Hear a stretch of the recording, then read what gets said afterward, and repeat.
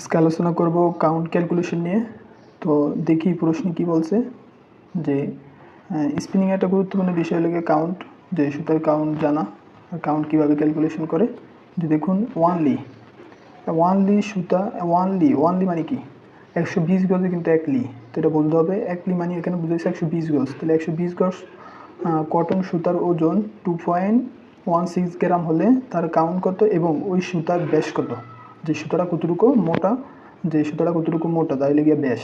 ঠিক আছে, তো আমরা জানি কাউন্ট সমান সমান ইংলিশ কাউন্টে যে বড় হাতের W divided 840 into 1 pound divided ওয়েটটা হবে কি পাউন্ডে, আর এল মানে দৈর্ঘ্যটা হবে আমার গজে।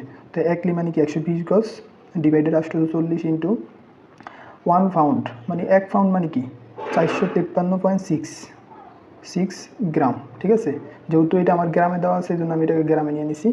তো 1 পাউন্ড সমান সমান 453.6 গ্রাম, আর এখানে আমার ওয়েট দেওয়া আছে 2.16 গ্রাম। ঠিক আছে, তো আমরা ক্যালকুলেশন করলে সুতার কাউন্ট আসে কত? সুতার কাউন্ট আসে 30 কাউন্ট। ঠিক আছে, এখন আবার বলছে কি সুতার ব্যাস কত।